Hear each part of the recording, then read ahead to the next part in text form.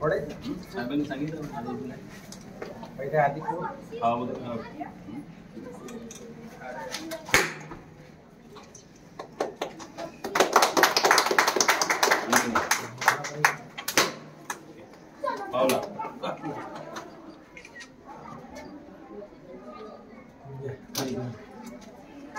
या होतील साहेब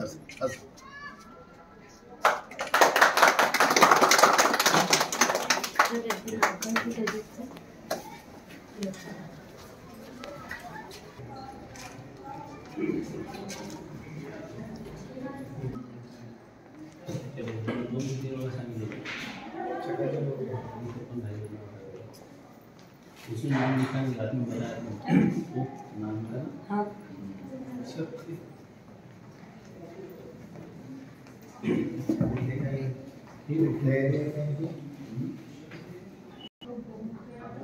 अभी जरा स्कूल का लोग है वहाँ पे और अच्छी बात ये है कि हमने वकीलों के लिए दो रूम तैयार किए यहाँ पे। वो जो ग्राम पंचायत नगर पंचायत वहाँ तो बैठने की जगह नहीं, वहाँ पे वकीलों के लिए प्राइवेसी नहीं थी, लेडी वकीलों के लिए नहीं थी और स्टाफ के लिए भी नहीं थी। मैंने देखा यहाँ पे तीन रूम है, तीनों को अलग अलग रूम दे दिया। एक काल दिसलं नाही मला आज सकाळी त्याची मागणी केली परमनंट साहेब थोडे पीसेस पण वाढवून घ्यायला पाहिजे आम्हाला यायला बघा नाही वाढवून घ्या दिल्या पत्र पाठवलं वाढलं तर आम्ही येत जाऊ वो पत्र पाठवलं कागद पाठवलं सर रोहित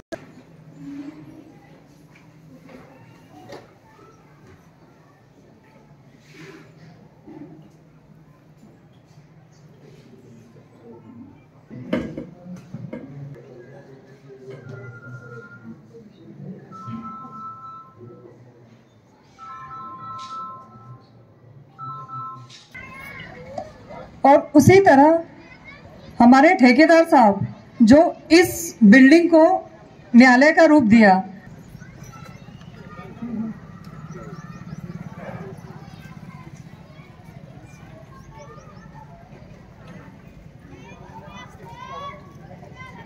कार्यक्रम की रूपरेखा को आगे बढ़ाते हुए मैं आमंत्रित करती हूँ उन नन्ही बच्चियों को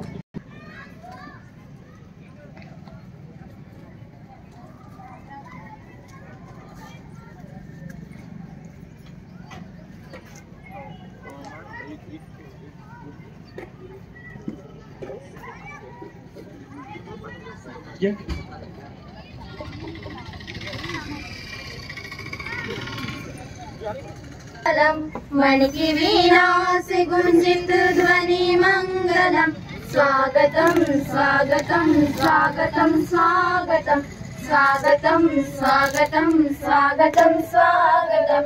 ऐसा पावन सुहावन समय आज है, ऐसा आए अतिथियों में सरताज है। ऐसा पावन सुहावन समय आज है, आप आए अतिथियों में सरताज है। देव की भांति पूजन करें आज हम, देव की भांति पूजन करें हम। स्वागतम स्वागतम स्वागतम स्वागतम स्वागतम स्वागतम। मन की वीणा से गुंजित ध्वनि मंगलम, मन की वीणा से गुंजित ध्वनि मंगलम।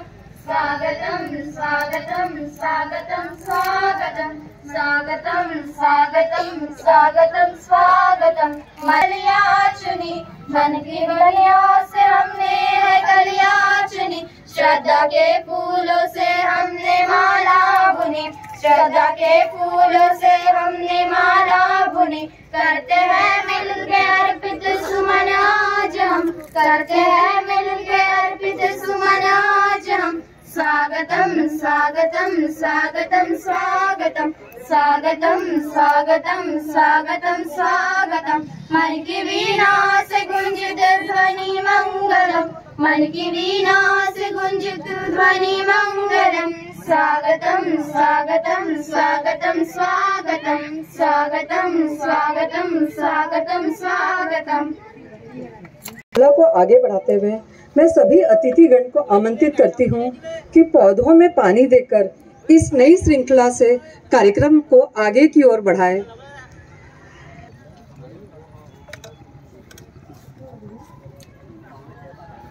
एक मिनट।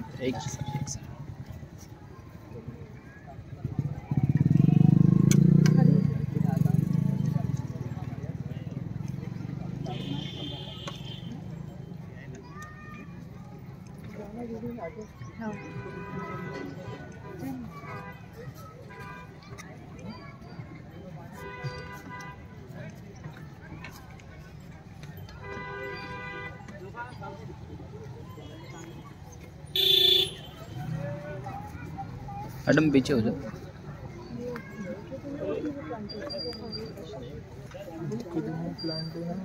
प्लान देना है बोले बाबू।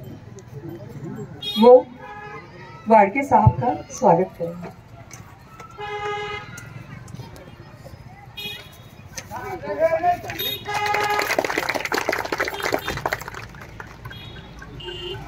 आमंत्रित करती हूँ एडवोकेट पायल बोपचे को।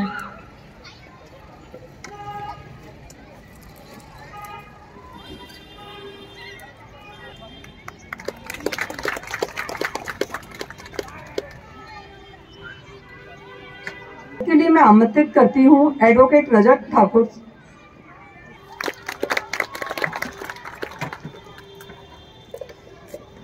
हमारे बार के गोरेगांव बार की सीनियर काउंसिल एडवोकेट पी डोई साहब के स्वागत के लिए मैं आमंत्रित करती हूँ एडवोकेट डीपी खोबरागड़े साहब को।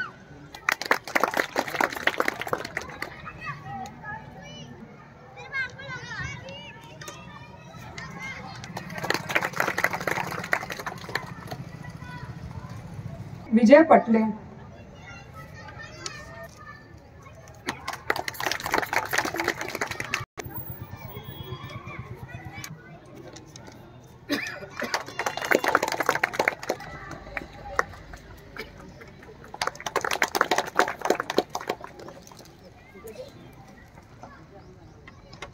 टीपी खोबरागड़े,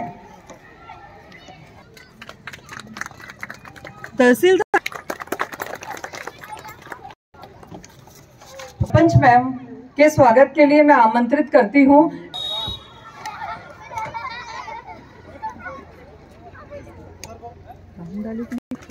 कोई भी ले आपके क्लर्क में से अम्बुली बोल। क्या नाम है?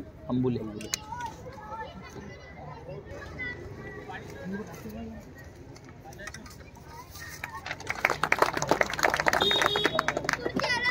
हमारे लीगल अवेयरनेस कैंप के अंतर्गत मैं आमंत्रित करती हूँ प्रस्तावना के लिए श्री माननीय वाईजे तंबोली साहब को। वो इस कार्यक्रम की प्रस्तावना।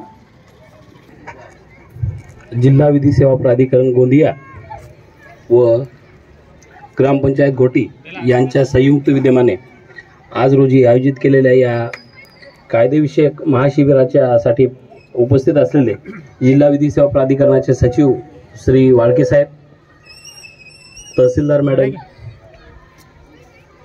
वकील संघाचे अध्यक्ष श्री कटरे साहेब व त्यांचे सर्व पदाधिकारी, गोरेगाव पोलीस स्टेशनचे पोलीस निरीक्षक श्री भुसारी साहेब, पंचायत समितीचे सर्व कर्मचारी व अधिकारी आणि ज्यांच्यासाठी आजचा हा कार्यक्रम आयोजित केला आहे ते सर्व सन्माननीय उपस्थित नागरिक बंधू आणि भगिनींनो, आज दुग्ध शर्करा योग आहे तो असा की आपल्याला नगरपंचायत गोरेगावच्या बिल्डिंगमध्ये जी आपली ग्राम न्यायालयाची बिल्डिंग अस्तित्वात होती ती आपण गोरेगाव ग्रामपंचायतच्या या राजीव गांधी भवनामध्ये स्थलांतरित करत आहोत। त्यासाठी माननीय उच्च न्यायालयाने आपल्याला परवानगी दिली होती आणि त्या परवानगीच्या अनुषंगाने पाठपुरावा करून ही जी बंद पडलेली इमारत होती त्याचा आपण उपयोग करतोय। आणि मी सर्वप्रथम ग्रामपंचायतच्या सरपंच श्रीमती कटरे मॅडम, ग्रामसेवक श्री जामट साहेब आणि कॉन्ट्रॅक्टर श्री रांगल यांचा विशेषतः आभारी आहे, कारण त्यांनी शॉर्ट वेळेमध्ये शॉर्ट नोटीसवरती आम्हाला एवढी चांगली इमारत उभी करून ऑलरेडी होती परंतु तिचं नूतनीकरण करून दिलं, त्याबद्दल मी खरंच आपला आभारी आहे। या कार्यक्रमासाठी आम्हाला थोडीशी प्रसिद्धीची आवश्यकता होती, परंतु हायकोर्टाच्या नियमाप्रमाणे आम्हाला करता येत नव्हतं. परंतु माननीय वाळके साहेबांनी एक चांगली सूचना दिली की आपण एक काम करू, हायकोर्टाच्या नियमाप्रमाणे कार्यक्रम पण घेऊ आणि प्रसिद्धी पण देऊ. त्यासाठी मी साहेबांचा आभारी आहे की साहेबांनी आजचा हा लीगल अवेअरनेस कार्यक्रम आयोजित केला आणि त्या अनुषंगाने आमचा न्यायालयाचं स्थलांतरण पण झालं आणि आजचा हा एवढा चांगला कार्यक्रम देखील आयोजित झालेला आहे. आता कार्यक्रमाकडे येऊयात. आपल्या सर्वांना माहिती आहे की आपल्या संविधानाने आपल्या सर्वांना मूलभूत अधिकार आणि मूलभूत कर्तव्य, त्याचबरोबर राज्य शासन आणि केंद्र शासनाला मार्गदर्शक तत्त्व दिलेली आहेत. केंद्र सरकार आणि राज्य सरकारांनी समाज कल्याणासाठी वेगवेगळे कायदे तयार करावेत आणि समाजाचं कल्याण कसं होईल, समाजाचं हित कसं होईल त्या अनुषंगाने कायदे करण्याचे निर्देश भारतीय संविधानाने राज्य शासनाने केंद्र सरकारला दिलेले आहे.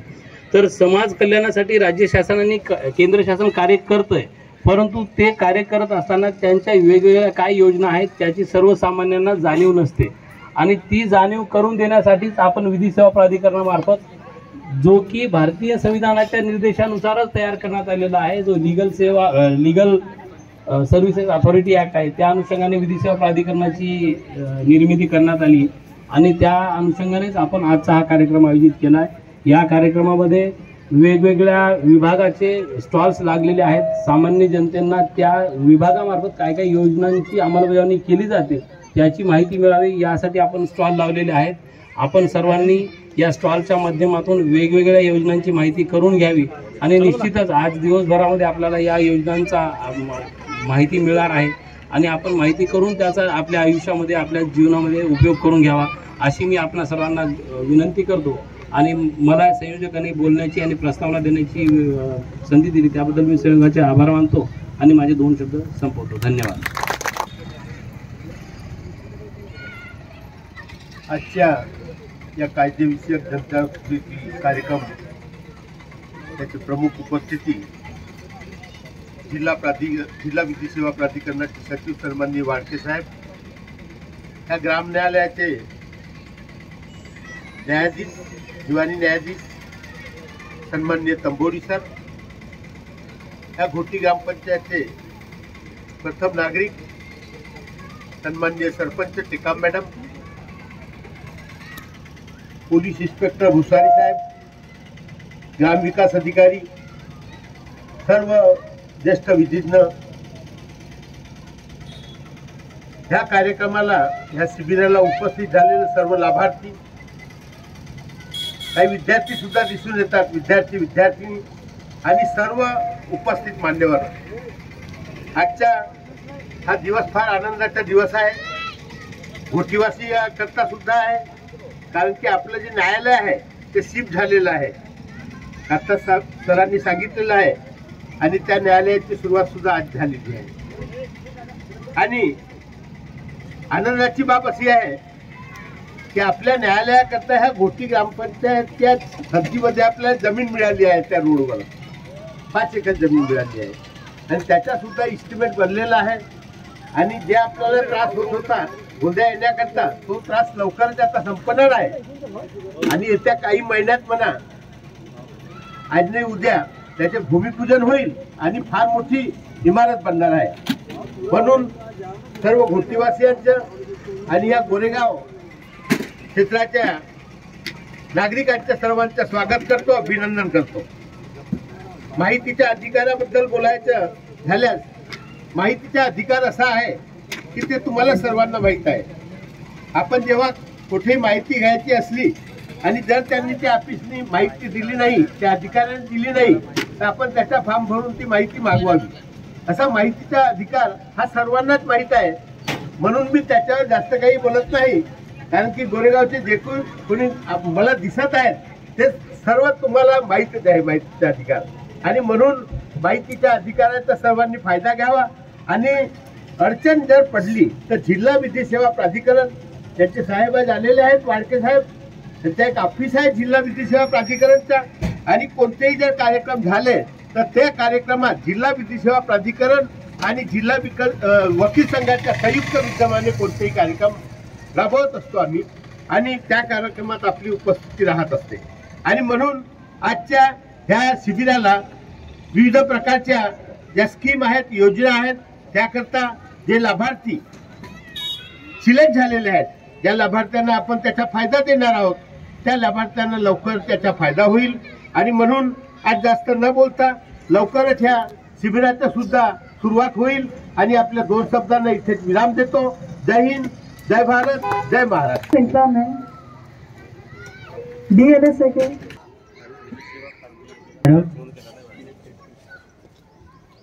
आज दिनांक 18/2/2025ला आपल्या या घोटी ग्रामपंचायतमध्ये जे गोरेगावचे ग्रामन्यायालय होते त्यांचे इथे नवीन बिल्डिंगमध्ये स्थानांतरण झालेले आहे.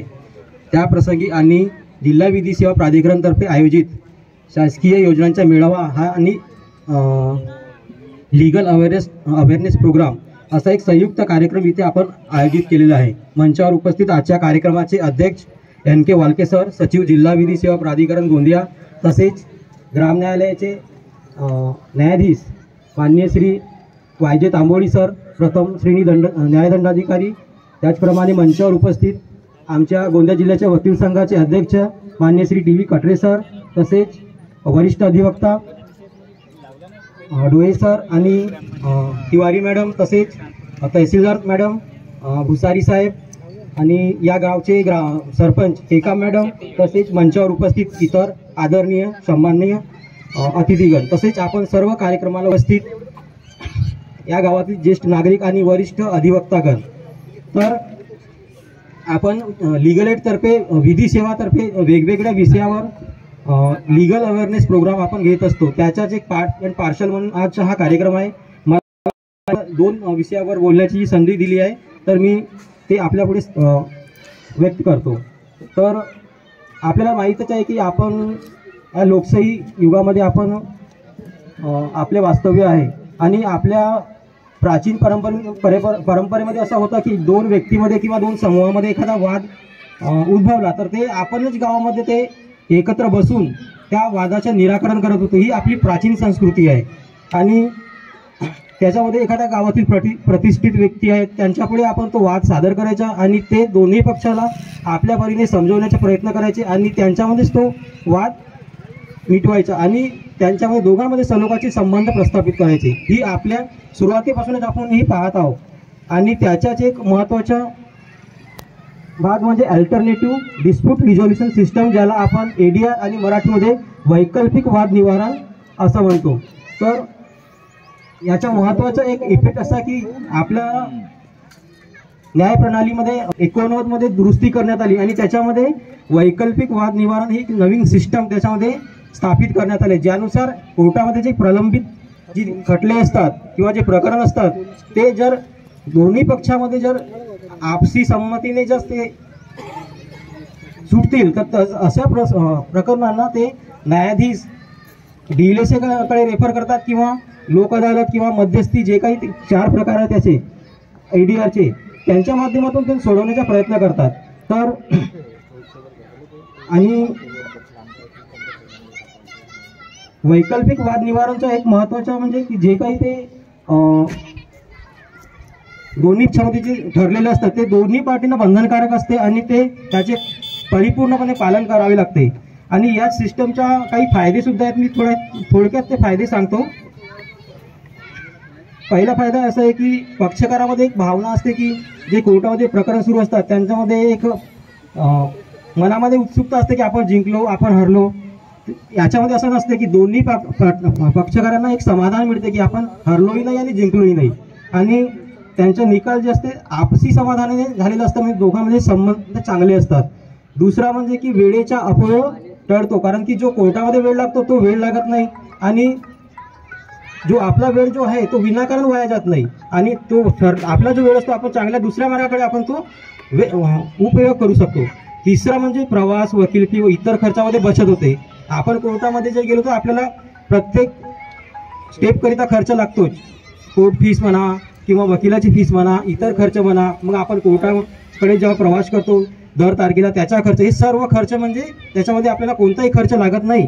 आणि याच्यानंतर अपील, रिव्हिजन, वरिष्ठ, मग एखादा आपण खालच्या कोर्टामध्ये एखाद्या प्रकरणामध्ये आपण हरलो किंवा आपल्याला वरच्या कोर्टामध्ये दाद मागायची असेल तर मग आपल्याला पुन्हा आणखी मग ते अपील करावं लागते, रिव्हिजन करावं लागते, त्याचा वेगळा आणखी खर्च वाढतो.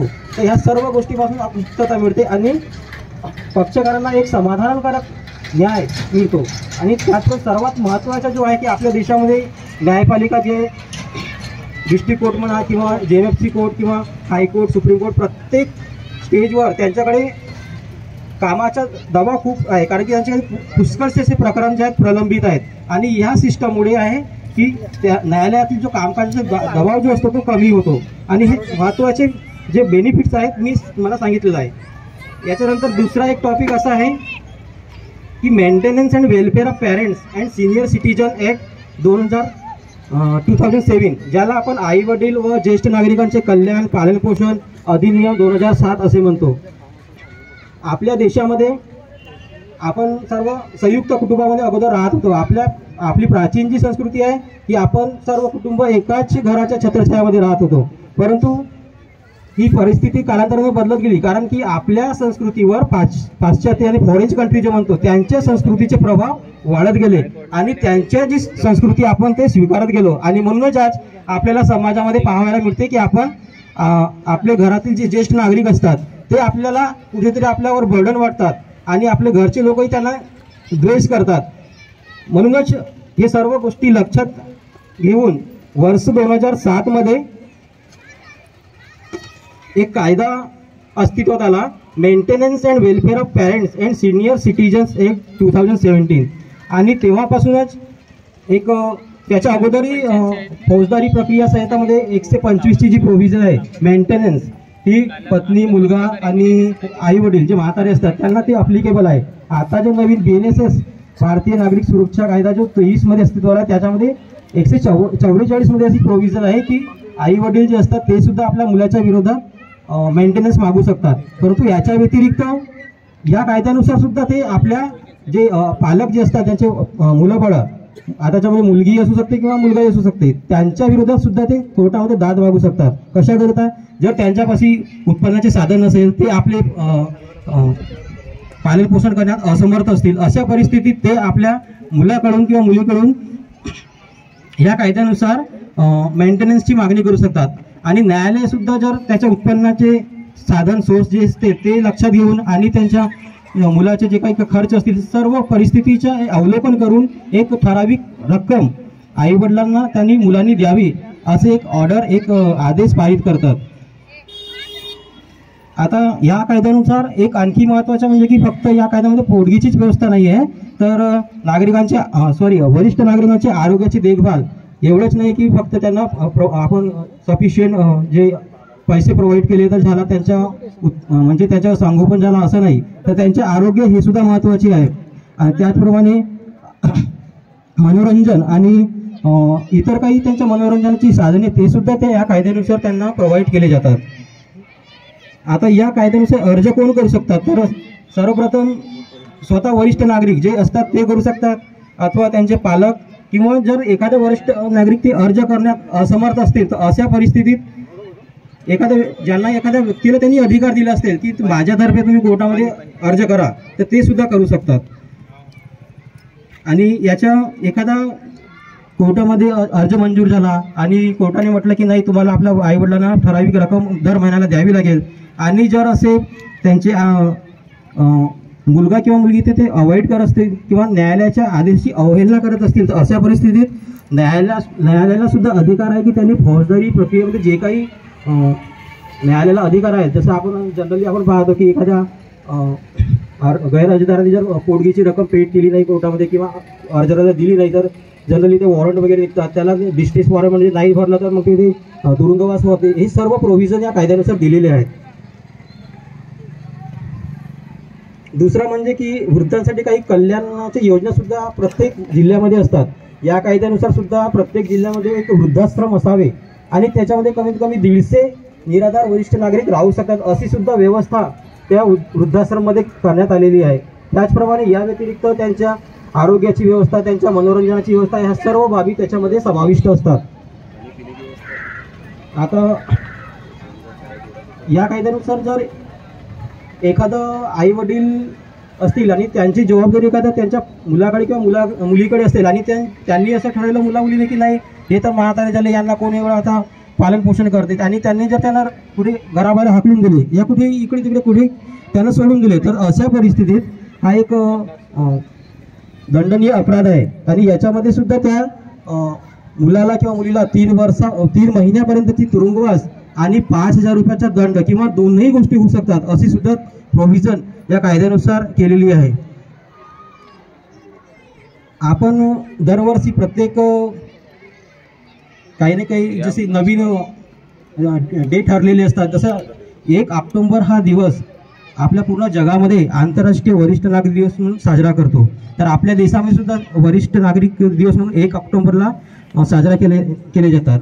आपल्या भारतीय संविधानामध्ये प्रत्येक समाजातील प्रत्येक घटकाशी संबंधित असं स्पेसिफिक प्रोव्हिजन केलेले आहेत. तर सर्वात महत्त्वाचा जो आहे सर्वांना अप्लिकेबल आहे तो एखाद्या आईच्या गर्भामध्ये जर बाळ असेल तो तर त्याच्या आखरी लास्ट स्टेजपर्यंत जेव्हा जिवंत असेल म्हणजे मरेपर्यंत तो जो एक अधिकार दिलेला आहे तो म्हणजे राईट टू लाईफ म्हणजे जीवन जगण्याचा अधिकार. तर हा अधिकार सुद्धा प्रत्येक वयोवृद्ध व्यक्तींना सुद्धा अप्लिकेबल आहे. आणि एवढंच नाही, तर आपल्याला जीवन जगण्याचा अधिकार आहे, परंतु तो मानसन्मानाने जीवन जगण्याचा अधिकार आहे. हा सुद्धा प्रत्येक असं सुप्रीम कोर्टाने जजमेंट दिलेलं आहे, त्यांच्यामध्ये म्हटले आहे की जीवन जगण्याचा अधिकार नुसता जीवनच नाही तर तो मानसन्मानाने जीवन जगण्याचा अधिकार आहे आपल्याला.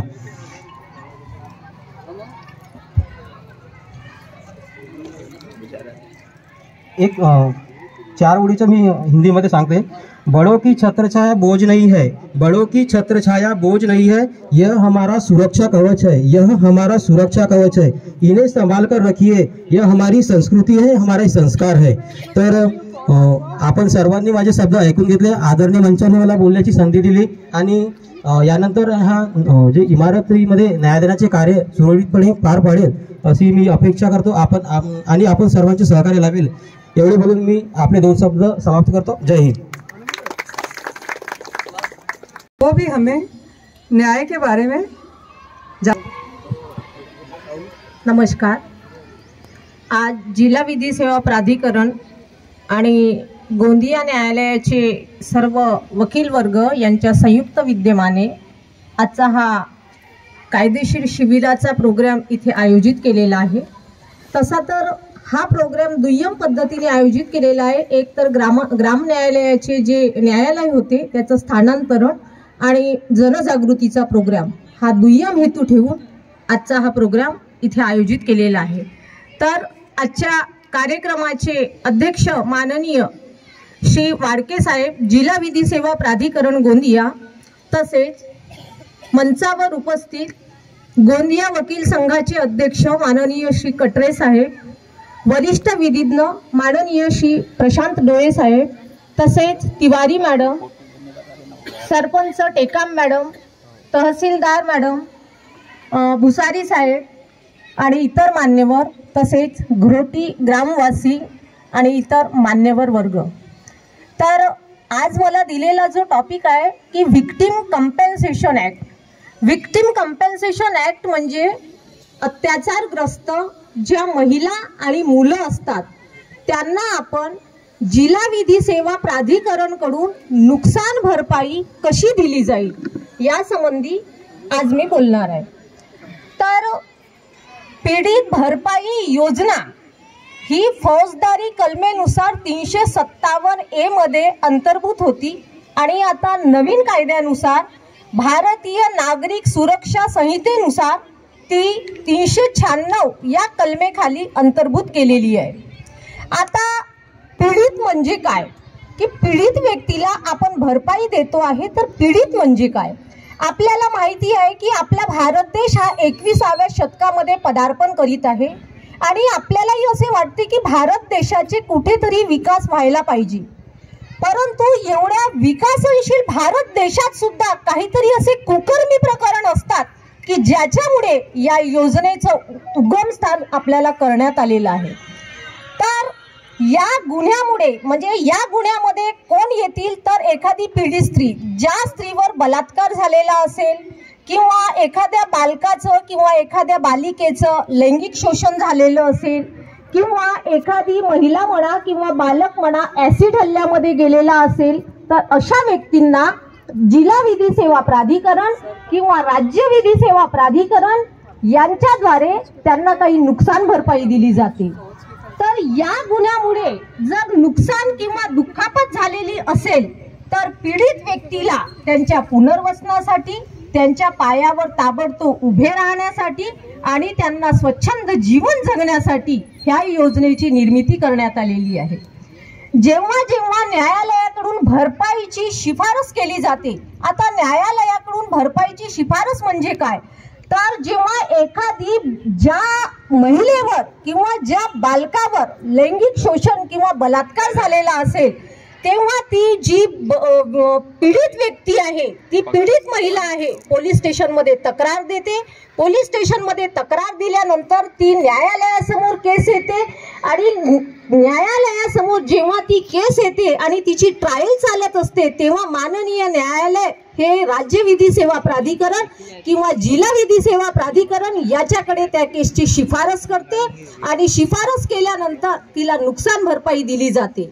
आता कधी कधी काय होते की कोणत्या कोणत्या केसेसमध्ये गुन्हेगाराचा शोध लागत नाही, कधी कधी गुन्हेगाराची ओळख पटत नाही। ह्या दोन्ही गुन्हेगाराचा शोधही लागला नाही आणि गुन्हेगाराची ओळख जरी पटली नाही, परंतु जर पीडित व्यक्तीची जरी ओळख पटली तरी ती राज्य विधी सेवा प्राधिकरण किंवा जिल्हा विधी सेवा प्राधिकरण याच्याकडे ती अर्ज करू शकते। आणि अर्ज करण्याचं लिमिटेशन म्हणजे ज्या दिवशी घटना घडलेली आहे त्या घटनेच्या 6 महिन्याच्या आत तिला ते जिल्हा विधी सेवा प्राधिकरणाकडे अर्ज करावं लागते। आता महत्त्वाचं सांगायचं म्हणजे नुकसान भरपाई कशी द्यायची। आता नुकसान भरपाई कशी द्यायची म्हणजे एखाद्या व्यक्तीची या गुन्ह्यांमध्ये म्हणजे बलात्कारामुळे म्हणा किंवा लैंगिक शोषणामुळे म्हणा किंवा ऍसिड हल्ल्यामध्ये म्हणा, जर या गुन्ह्यांमध्ये जर तिची जीवितहानी झाली असेल तर तिला 2 लाखाची मदत जिल्हा विधी सेवा प्राधिकरणाकडून होऊ शकते।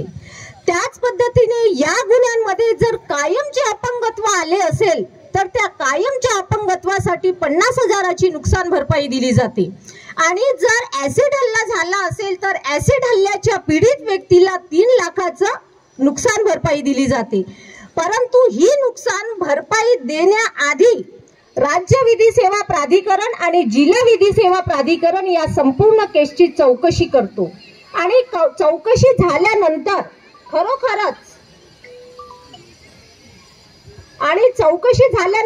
खरोखरच ही केस खरी आहे किंवा खोटी आहे याची तपासणी सुद्धा करतो आणि तपासणी झाल्यानंतर ह्या जो नुकसान भरपाई जिल्हा विधी सेवा प्राधिकरण त्या पीडित व्यक्तीला दिली आहे तर त्या व्यक्तीने या नुकसान भरपाईचा उपयोग कशासाठी केला, कारण नुकसान भरपाई देण्यामागे एकच उद्देश असतो की त्या पीडित व्यक्तीने स्वतःच्या पायावर उभं राहणं, तिचं पुनर्वसन करणं, कारण तिला सुद्धा जीवन जगण्याचा अधिकार आहे। तिने पुन्हा आपलं जीवन जगायला पाहिजे, तिने लाजेने आपल्या घरात बसून राहायला नाही पाहिजे, कारण ती समोर यायला पाहिजे आणि तिनं दाखवून दिलं पाहिजे की बघा माझ्यावर हा अन्याय झाला तरी मी पुढे आली आणि आजच्या मुख्य प्रवाहामध्ये मी वाहून गेली, मी कुठेच मागे नाही।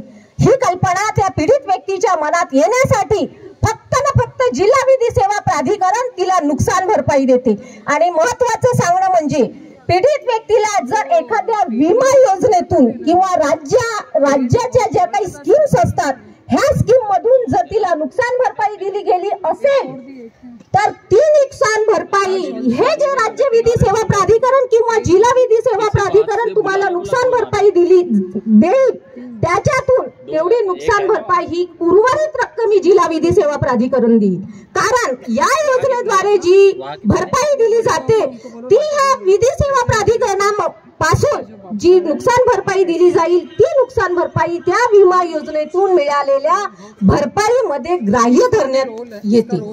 आता यानंतर महत्त्वाचं सांगणं म्हणजे जेव्हा आपण जिल्हा विधी सेवा प्राधिकरणाकडे नुकसान भरपाईसाठी अर्ज करू आणि हा अर्ज जर त्या विधी सेवा प्राधिकरणाने रिजेक्ट केला, कॅन्सल केला तर याची अपील सुद्धा आपण राज्य विधी सेवा प्राधिकरणाकडे करतो। आता महत्त्वाचं सांगणं म्हणजे पीडित व्यक्तीला मनोधैर्य स्कीम सुद्धा आयोजित केलेली आहे। तर या मनोधैर्य स्कीम नुसार या तिन्ही व्यक्तींना 1 ते 10 लाखाचं नुकसान भरपाई दिली जाते। आता याच्यामध्ये असं असते की जेव्हा 1 ते 10 लाख रुपये नुकसान भरपाई जिल्हा विधी सेवा प्राधिकरण देईल, तर जर तो मुलगा अज्ञान असेल तर त्याची 75% रक्कम ही त्याच्या मेजर होईपर्यंत बँकेमध्ये फिक्स डिपॉझिट मध्ये केली जाईल। त्या पद्धतीने किंवा जर ऍसिड हल्ला असेल तर त्याची 25% रक्कम ही बँकेत टाकेल आणि 75% रक्कम ही त्याला आपल्या पायावर उभं करण्यासाठी देईल। हा दोहोंमध्ये फरक आहे। आणि महत्वाचं सांगायचं मला एवढंच आहे की एखाद्या पीडित व्यक्तीवर जरी अन्याय झाला असेल, एखाद्या महिलेवर अन्याय झाला असेल, एखाद्या बालकावर अन्याय झाला असेल, तर कृपया तुम्ही चूप राहू नये, कारण तुमच्या मागे सदैव जिल्हा विधी सेवा प्राधिकरण तुमच्या पाठीशी उभे आहे आणि त्याच्यासाठी, कारण न्याय हा सर्वांसाठी असतो आणि न्याय देण्यासाठी हे जिल्हा विधी सेवा प्राधिकरण आमच्या गोंदियामध्ये स्थित आहे। जर असं झालं तर कृपया तुम्ही तिथे या, आपल्या अधिकाराची मागणी करा आणि अधिकार मागण्यासाठी मात्र खोटा गुन्हा कोणावर दाखल करू नका, कारण गुन्हा हा नेहमी सत्य असायला पाहिजे आणि त्या गुन्ह्याची चौकशी करण्याचा पूर्ण अधिकार आपल्या जिल्हा विधी सेवा प्राधिकरणाला आहे। त्यामुळे अन्यायाला बळी पडू नका, समोर या, पायावर उभे राहा, सुरक्षित राहा। एवढं बोलून माझे 2 शब्द पूर्ण करते। जय हिंद, जय भारत। आणि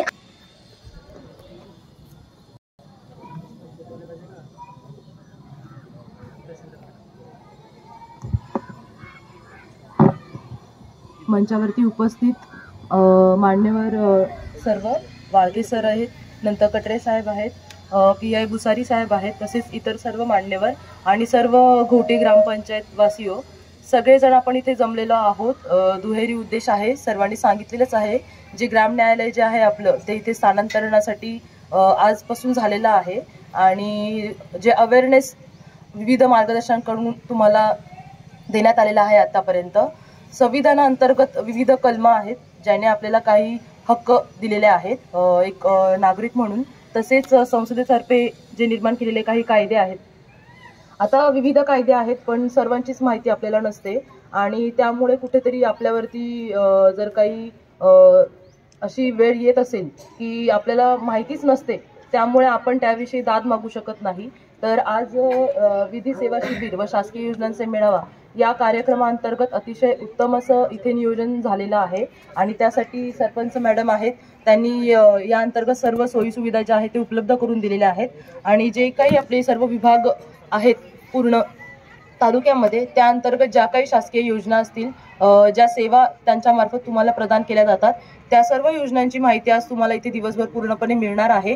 तर काही लोकांना काही योजनांबद्दल माहिती असेल, काही योजनांबद्दल माहितीही नसेल, तर आज मी सर्वांना असं आवाहन करू इच्छिते की सर्वांनी त्या योजनांचे जे आहे ती संपूर्ण माहिती घ्यावी, कारण भविष्यात कधीही आपल्याला वेळ काळ येऊ शकतो की आपल्याला त्यावेळेला समजा आता असं एखाद्याला वाटेल की ह्या योजनांचं मी काय करू, किंवा ह्या आता सर्व जे मान्यवर आहेत त्यांनी जे मार्गदर्शन केलं की ह्याचा आपल्याला काय उपयोग होणार आहे, पण आपण नाही सांगू शकत भविष्यामध्ये कधी कुठला कायदा असेल किंवा कधी कुठल्या कलमांतर्गत आपल्याला वेळोकाळी मदत होईल। त्यामुळे सर्वांनी याची जी आहे ती माहिती जाणून घ्यावी। तसेच आता सध्या महाराष्ट्र शासनाने ॲग्रिस्टॅक नावाची जी योजना आहे ती सुरू केलेली आहे, त्यामध्ये तिन्ही विभागांचा समावेश आहे, ग्रामविकास विभाग असेल, तसेच कृषी अधिकारी ऑफिस असेल आणि महसूल विभाग असेल। तर या तिन्ही विभागांमार्फत जी ॲग्रिस्टॅक जी योजना आहे ती महाराष्ट्र शासनाने नवीनच लागू केलेली आहे। त्या अंतर्गत जे आपले सर्व जे शेतकरी आहेत त्यांचा एक युनिक फार्मर ID तयार होणार आहे। म्हणजे जसं आपण 10 वर्षापूर्वी 15 वर्षापूर्वी जसं आपलं आधार कार्ड तयार झालं होतं, त्याचप्रमाणे प्रत्येक जे शेतकरी असतील 7/12 वरती समजा 10 नावं असतील तर त्या प्रत्येक 10